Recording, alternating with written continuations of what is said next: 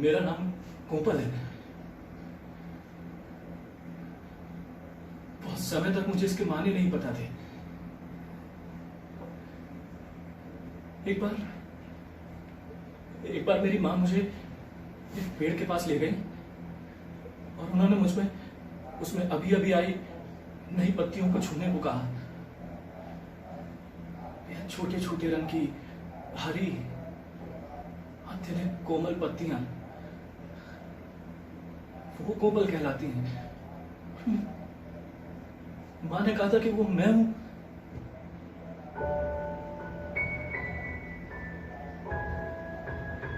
मैंने माँ से कहा कि माँ ये तो बहुत कमजोर है। तो माँ ने मुझसे कहा कि ये कमजोर नहीं है, ये कोमल है जो कि तू है।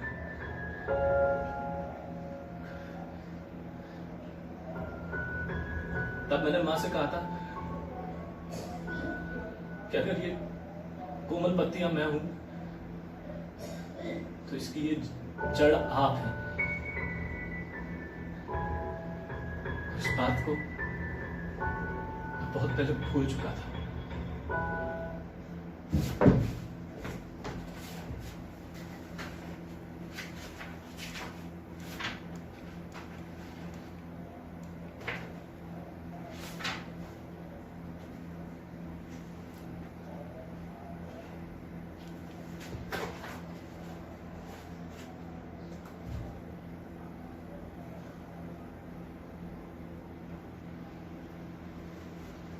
हेलो जी,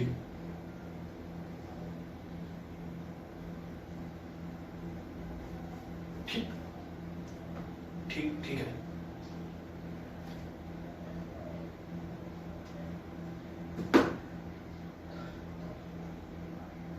गांव से सोनी जी का फोन आया था।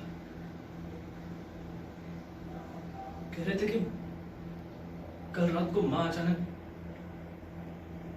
चल बसी। मैं काम में व्यस्त था तो मैंने ठीक है कहकर फोन रख दिया। लेकिन काम में मेरा मन नहीं लगा। मुझे कुछ खाली खाली सा महसूस होने लगा। अरे सुनो, जरा मुझे देखकर बताना कहीं मुझे बुखार है क्या? नहीं तो यार, कल रात मेरी माँ की डेथ हो गई और फिर मैंने अपने दोस्त की आंखों में वो देखा जिसे मैं इतनी देर से खुद में खोज रहा था। मेरी सांसें तेज चलने लगी। मैं घर आ गया। इसके बाद मुझसे खड़ा नहीं रहा जाता था। मैं बैठना चाहता था, मैं लेटना चाहता था। तकिया, ढेर सारी रजाइयां। मैं छुप जाना चाहता था।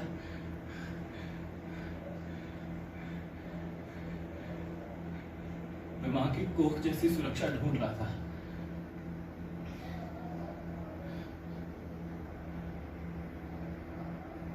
मैं सुबह 4 बजे से जाग रहा हूं। सुबह इतनी धीमी गति से होती है, मैंने पहली बार अनुभव किया।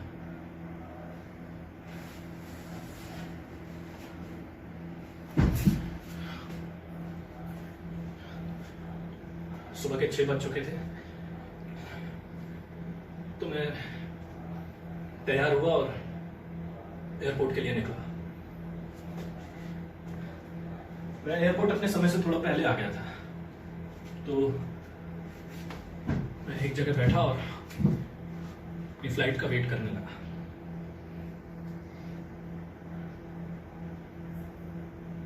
लेकिन तभी मेरी नजर एक बूढ़ी औरत पर पड़ी जो धीमे धीमे चलती हुई जा रही थी।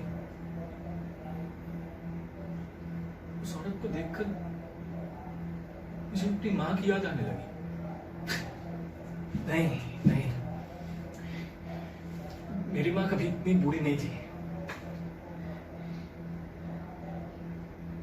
लेकिन मुझसे रहा नहीं गया। मैं उठा, उस बूढ़ी औरत की तरफ लपका। वो मुझे देखकर मुस्कुराने लगी। माँ, मेरा पूरा शरीर ठंडा पड़ चुका था। वो औरत शायद कुछ घबरा गई, मुड़कर जाने लगी। माँ, वो औरत पूरी तरह घबरा गई थी। वो मुझे पागल पागल कहने लगी। कुछ लोगों ने हमें आकर घेर लिया और मुझे वहां से हटा दिया।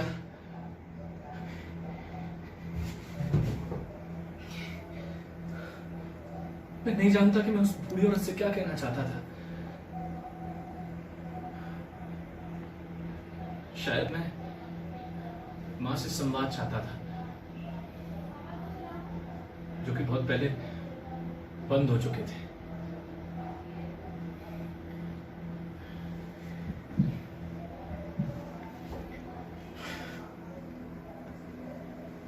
फ्लाइट में बैठते ही मुझे अपने बचपन के वो दिन याद आने लगे, जब मैं अपने घर की खिड़की से कभी किसी हवाई जहाज को उड़ते हुए देखता था। मैं दौड़ता हुआ माँ के पास जाता। माँ मुझे 1 रुपए का सिक्का देती और कहती कि जाकर पेड़े ले आ, आज हम पेड़े खाएंगे। हवाई जहाज के लिए पेड़े शायद इसलिए थे क्योंकि वो बहुत कम हमारे गांव से गुजरते थे। अगर वो ज्यादा गुजरते तो हम पेड़े से बताशे पर आ जाते। मेरे बड़े होते होते कभी कभी हमारे गांव से 2 हवाई जहाज निकल जाते थे, लेकिन दूसरे जहाज की आवाज को ना मैं सुनता था ना माँ। हम दोनों मौन हो जाते थे और अपने आप को किसी काम में व्यस्त कर लेते थे।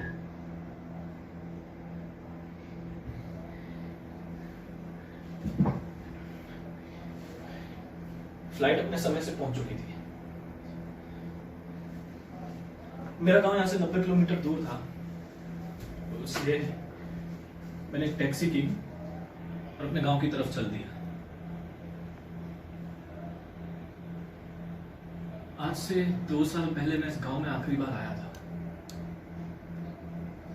तब मेरी मां से वो मेरी आखिरी मुलाकात थी, जो कि बहुत डरावनी थी।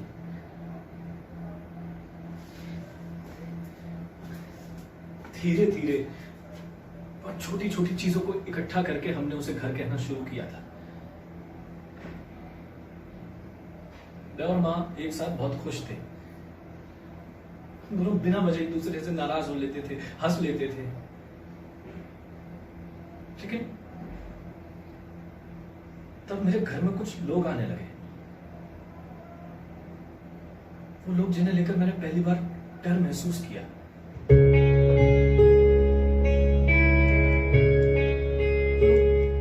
दिन के उजाले में आते, मां के साथ बैठते, हंसते, बातें करते, रात के अंधेरे में खोने लगते।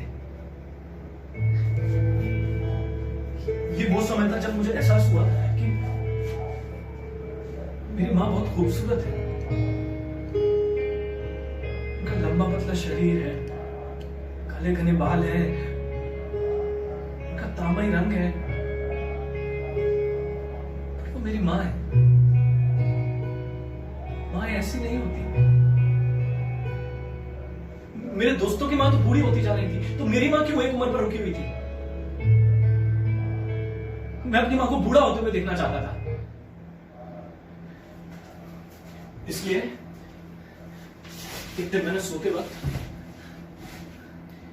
अपनी मां से कहा, मां, क्या आप बहुत खूबसूरत हैं? और मां ने कहा कि क्या मुझे शादी कर लेनी चाहिए?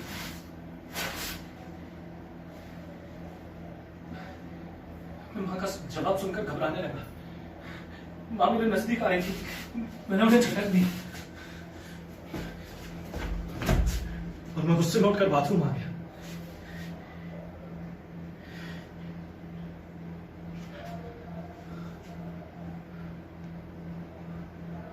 टैक्सी मेरे गांव में आ चुकी थी। मैंने इस गांव में बहुत परायापन महसूस किया। 2 साल पहले जब मैं यहां आया था तो इस गांव को लेकर एक गुस्सा था मेरे मन में, लेकिन आज वो भी नहीं है। इस गांव से मेरे नाते खत्म हो चुके हैं।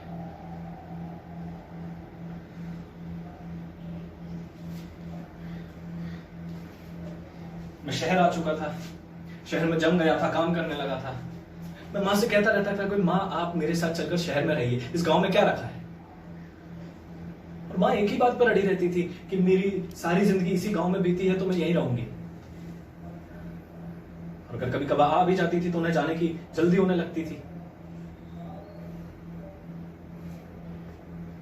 और इसी बीच मेरा पहला कहानी संकलन छपा, अनकहा। उस दिन मां मेरे साथ थी। मैं और मां बहुत खुश थे। मैं और मां खाना खाने के लिए बाहर गए हुए थे और मां ने मुझसे कहा, तुमसे एक बात कहनी है। हाँ बोलिए ना मां। वो तुम सोनी जी को जानते हो ना, वो जो वकील है? हाँ। ना कहकर मां चुप हो रही थी। क्या हुआ मां सोनी जी को?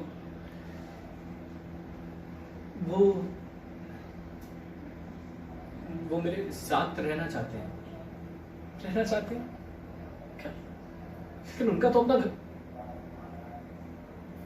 इससे पहले कि मैं कुछ कह पाता मैंने मां का चेहरा पढ़ दिया था, जिस पर उस रात का साया था जब मां ने मुझे कहा था कि क्या वो शादी करना चाहती हैं। मैं डर गया, कहीं वो बात तो नहीं? नहीं,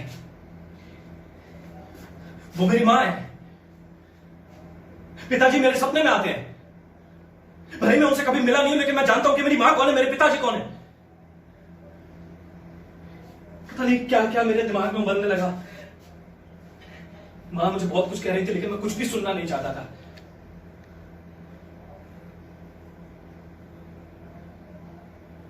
अगली सुबह मां चली गई।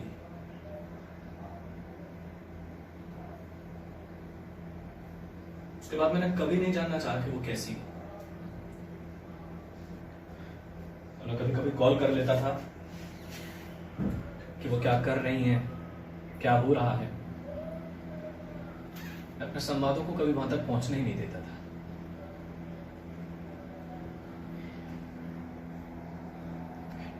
एक चश्मा मैंने लगा लिया था जिसके आर पर मुझे सिर्फ वो दिखता था जो मैं देखना चाहता था, और चीजों के पीछे के सत्य में मेरी कोई दिलचस्पी नहीं थी। मैंने लिखना छोड़ दिया, अपने आप को काम में व्यस्त कर लिया। लेकिन तभी मेरे गांव से दोस्तों के फोन आने लगे। वो लोग घुमा घुमा कर मुझसे मां के बारे में पूछते थे। तो मैंने गांव में अपने एकमात्र दोस्त सुधीर को कॉल किया। सुधीर से पता चला कि मां और सोनी जी अब साथ में रहते हैं। मां ज्यादा बाहर नहीं जा पाती। कभी कभी लोग पीछे बोल लेते थे, लेकिन अब सीधे ताने मारने लगे। बहुत कुछ सुधीर मुझे बता रहा था जो मैं नहीं सुनना चाहता था, इसलिए मैंने फोन रख दिया। अब मैं अपनी व्यस्तताओं के पीछे छुपकर नहीं बैठ सकता था। मुझे इसे किसी भी तरह सुलझाना था, इसलिए मैंने अपनी फ्लाइट की टिकट कटाई, गांव गया और सीधा अपने घर पहुंचा। लेकिन इस बार मेरे घर का दरवाजा सोनी जी ने खोला। अरे तुमने बताया नहीं कि तुम आ रहे हो। अरे देखिए कौन आया है, आपका गोपाल। मैंने सोनी जी के ऊपर ध्यान भी नहीं दिया, सीधा अपने घर में अंदर चला गया। मैं मां के कमरे में गया। मां, आप बैठिए बैठिए। ये क्या हुआ है माँ आपको? आर्यन की तबीयत खराब है। मैंने ना बहुत कहा कि तुम्हें बुला ले, पर ये मेरी बात ही नहीं सुनती। तुम्हारे लिए कॉफी बनाऊं? सोनी जी की बात को मन ही मन चबा रहा था। ये कौन होते हैं मुझे बताने वाले कि मेरी मां कैसी है कैसी नहीं है?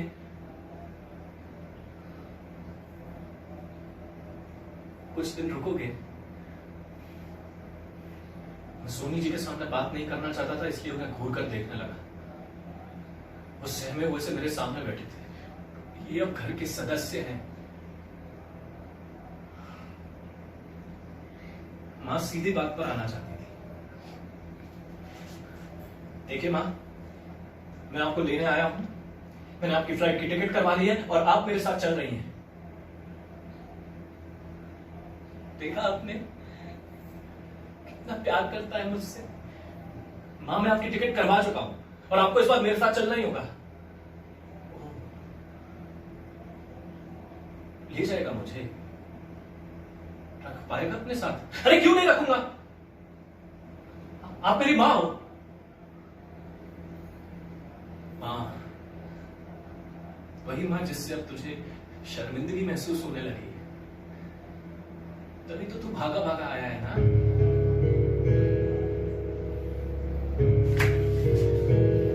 हाँ, क्योंकि मैं ये बर्दाश्त नहीं कर सकता। क्या बर्दाश्त नहीं कर सकता? तुझसे तो बोला भी नहीं जा रहा है। मां, आपको पता है बाहर लोग कैसी कैसी बातें करते हैं। अच्छा लगता है आप दोनों को इस उम्र में ये सब करना? मां, आप मेरे साथ चल रही है बस।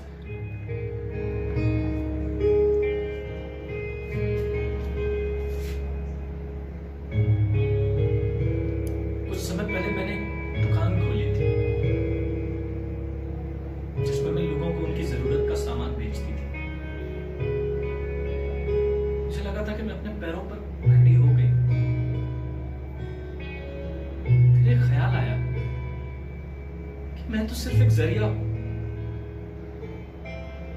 कोई और है जो ये चीजें बनाता है, मैं लोगों तक पहुंचा देती हूं।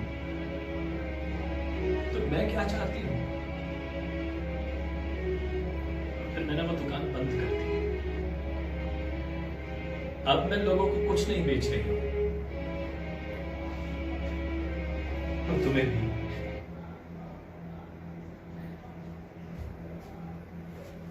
मैं वहां कुछ और देर रुकना चाहता था, लेकिन मां की बात सुनने के बाद ये मुमकिन नहीं था।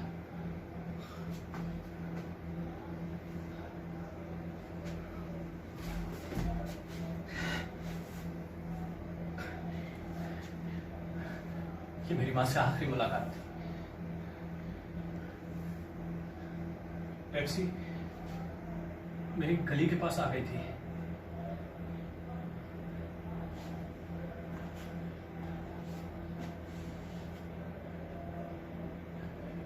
रास्ते में मुझे सुधीर मिला।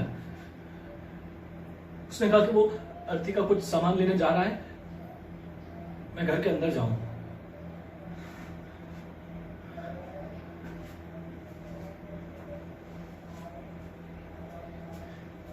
मैं घर के अंदर गया। भगवान वाले कमरे से धुआं उठ रहा था। मैंने वहां जाकर देखा तो जमीन पर मां का शव रखा हुआ था।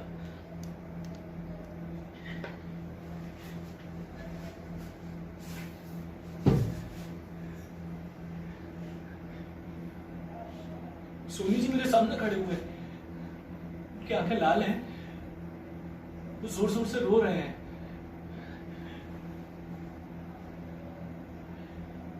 मेरी मां अभी भी सबकी माओं से अलग है। वो अभी भी खूबसूरत है, लेकिन उनके माथे पर मुझे इंतजार दिखाई दिया, लंबा इंतजार। सोनी जी के बच्चे रोने लगे। मुझे लगा मैं इन सबसे माफी मांग लेता हूं, यहां होने के लिए, या मैं यहाँ नहीं था इसलिए। दिन आ गया, वो लोग माँ को ले जाने लगे।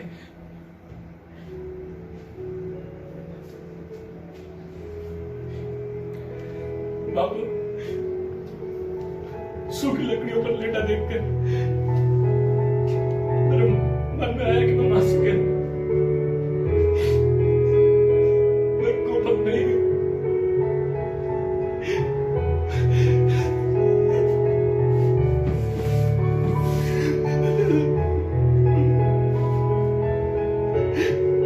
मैं अपने कोपक बहुत मैंने खो चुका, मैं सिर्फ एक सूखा पत्ता हूं जो अपने पेड़ से नीचे लग रहा है।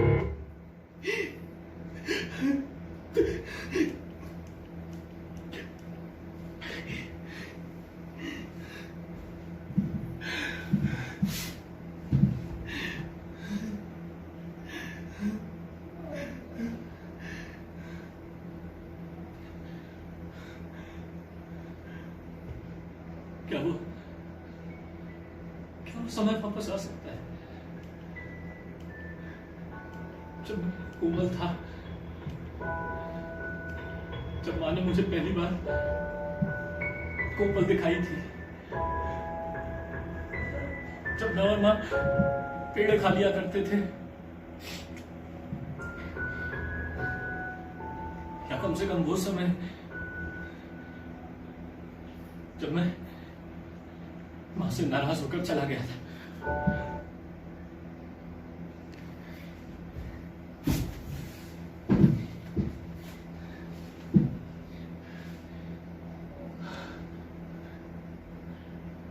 काश काश कोई ऐसा प्लेन होता जिसमें बैठकर हम उस समय के पीछे जा पाते, कुछ लोगों से थोड़ी बात कर लेते, सुन लेते, समझ लेते, उनके साथ बैठ लेते, हंस लेते, गले लगाकर रो लेते। मां हमारे लिए महज एक शब्द है जिसकी परिभाषा हमारे खून में है।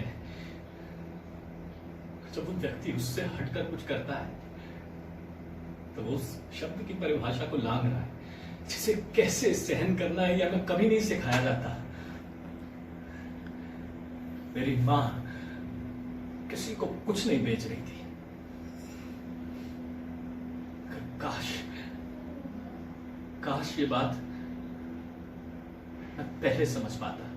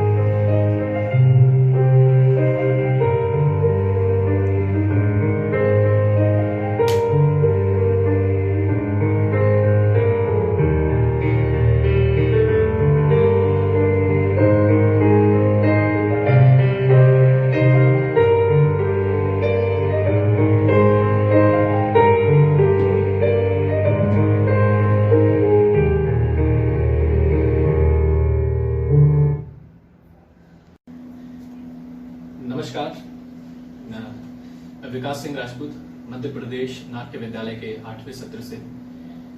ये मानव कौलजी द्वारा लिखी हुई एक कहानी थी माँ, उनकी किताब ठीक तुम्हारे पीछे से, जिसे मैंने अपने इंटर्नशिप के पहले प्रोजेक्ट के लिए मैंने चुना और उसे अपने हिसाब से डिज़ाइन किया और परफॉर्म किया। और ये हमने अपने घर में किया है क्योंकि इस वक्त कोरोना के कारण लॉकडाउन है और हम बाहर नहीं जा सकते हैं। पर अच्छी बात यह है कि हम ऐसे में भी अपना काम कंटिन्यू कर पा रहे हैं, तो इसके लिए मैं धन्यवाद देना चाहूँगा मध्य प्रदेश नाट्य विद्यालय को और हमारे वर्तमान निदेशक महोदय श्री आलोक चटर्जी जी को कि उन्होंने हम विद्यार्थियों को ये मौका दिया कि हम अपनी इंटर्नशिप लॉकडाउन के दौरान भी कंटिन्यू कर सकें। जी धन्यवाद, थैंक यू।